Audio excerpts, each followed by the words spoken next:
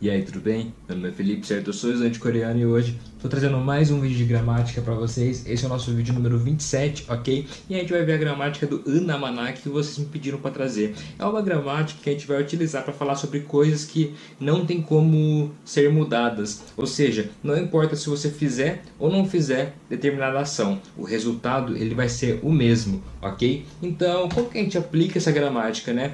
O Anamana vem sempre depois do verbo, ok? Então sempre vai estar acompanhando um verbo, né? Que é o verbo de que não adianta você fazer ou não fazer esse verbo. A gente já tem um resultado que na frase a gente pode falar ou pode também não falar, né? A gente vai ver os dois exemplos, tá bom? E aqui tem alguns exemplos de como que se aplica essa gramática, né? Primeiro, o Murabodá, né? Murabodá, né? A gente vê aqui, como ele não tem batim, a gente vai colocar o quê? O namaná direto. Murabonamaná, ok? Murabodá que seria perguntar, certo? E Mogdá que é comer. Como tem o batim, vai colocar o Namaná, ok? Então vai ficar Mognamaná, certo? E assim a gente consegue de fato aplicar, né, essa gramática, certo? E agora o mais importante é de fato a gente está vendo alguns exemplos, ok? Vamos lá. Mas na verdade, antes de mostrar alguns exemplos, eu acho que é importante falar sobre isso.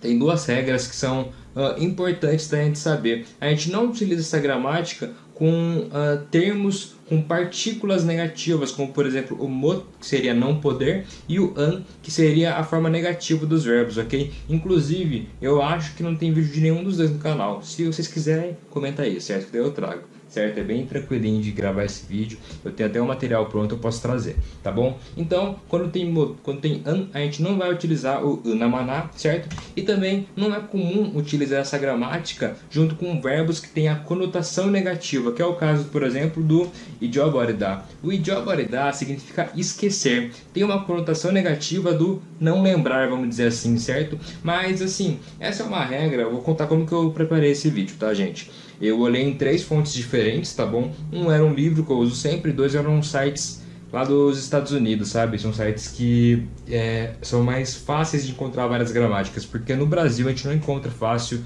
sites com diversas gramáticas, né? E nessas 3 fontes, só uma falou essa regra, né? Não é uma regra porque eles falam que não é comum, ok?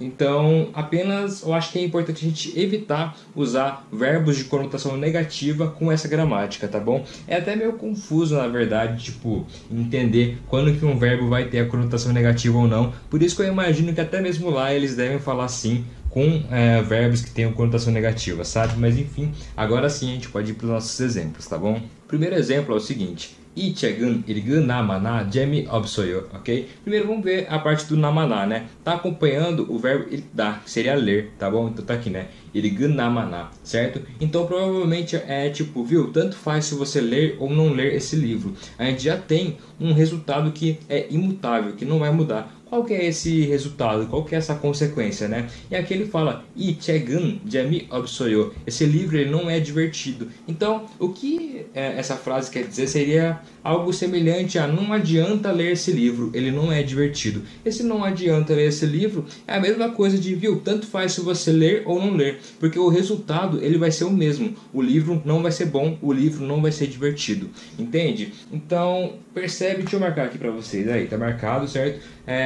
Esse Gnamaná teria essa ideia de não adianta ler, ok? Você poderia colocar também, se você quisesse, né? Viu? Tanto faz se você ler ou não ler, você pode ler ou não ler esse livro, mas o resultado vai ser o mesmo, né? Que é o resultado do livro não ser divertido, ok?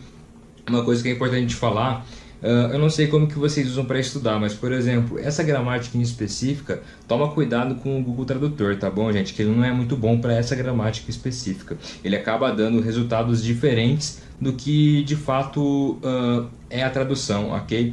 Para tradutor, gente, eu recomendo sempre o site do Naver, ok? Vou estar deixando o link para vocês aí na imagem agora, provavelmente. Fechou? Então, vamos continuar. Não adianta ler esse livro porque ele não é divertido, tá bom? Então, vamos lá. Essa daqui é uma frase bem curtinha, né, gente? Hanamana tokatayo, ok? Esse hanamana vem de hadar, que seria fazer. A gente está falando, então, provavelmente, a primeira coisa que a gente tem que pensar com esse namaná é tanto faz se você fizer ou não fizer isso. Vamos falar como isso, porque é uma ação qualquer. O radar ele é muito genérico, a gente não sabe qual que é essa ação que a gente está falando, né? Um fazer, pode ser, sei lá, muitas coisas. Então, vamos traduzir dessa maneira, tá bom? Tanto faz se você fizer ou não fizer isso, ok? Tokatayo é a tradução de é o mesmo, ok? Só que ficaria estranho de traduzir uma maneira que ficaria, viu? Tanto faz se você fizer ou não fizer isso, é o mesmo. Então, o que é o mesmo? É o resultado daquela ação, certo? Dessa ação que tanto faz se fizer ou não fizer. Então a gente traduz como, não importa se você fizer ou não fizer, se você vai ou não fazer isso, o resultado ele é o mesmo, entende? E eu posso trazer vídeo também sobre o Katayo, cara. O Katayo é bem interessante de falar sobre e eu acho que não tem vídeo no canal ainda. Então o Hanamana seria essa ideia de não importa se você vai ou não fazer isso, ok? E perceba então que essa gramática é muito essa ideia de, viu, é uma ação que não importa se você vai fazer ou não, porque o resultado ele vai ser o mesmo. O importante de verdade dessa gramática é você olhar e saber, beleza, tem um namaná numa frase, então você começa a imaginar as possibilidades de tradução que vai poder ter, as possibilidades para entender aquele contexto. É em relação a um resultado que ele é imutável, que não vai ter como mudar, então é uma ação que não vale a pena você fazer, por exemplo. É isso que é importante de começar a pensar, tá bom, gente? O nosso último exemplo é um pouquinho diferente. Perceba que aqui a gente tem uma estrutura que ficaria como Namana Yeyo, ok? Novamente, está acompanhando o verbo ler, né? Tá aqui Namana Yeyo e tem aqui Ichegun, ok? Quando tem essa estrutura do Namana Yeyo, é uma ideia de não vale a pena fazer essa ação. Igual tudo que a gente está vendo na verdade nesse vídeo, né? A gente está vendo uma gramática de que é inútil fazer determinada ação, não vale a pena fazer, porque o resultado é o mesmo. Essa frase aqui a gente não sabe qual o resultado é o mesmo, né? A pessoa apenas fala, viu, não vale a pena ler este livro, ok, gente? Então, era isso que eu queria falar com vocês hoje. Ficou um vídeo bem curto, né? É uma ideia de fato de não vale a pena fazer determinada ação, certo? É uma gramática que eu confesso que foi um pouquinho difícil de achar muitas fontes, né, para trazer em vídeo. Eu sempre pesquiso muitas fontes. As que eu gosto, principalmente, não tinha essa gramática, então foi um pouquinho mais difícil, fui para fontes secundárias, mas mesmo assim eu acho que deu para entender bastante como funciona essa gramática. Qualquer dúvida, você pode, por favor, comentar, ok? Qualquer dúvida maior que você queira conversar, você pode me chamar no Instagram, certo? E novamente, dúvidas, críticas, sugestões, elogios, ameaças, angústias, qualquer coisa, vocês podem comentar aqui embaixo, certo? Muito obrigado, eu vejo vocês em breve e até mais.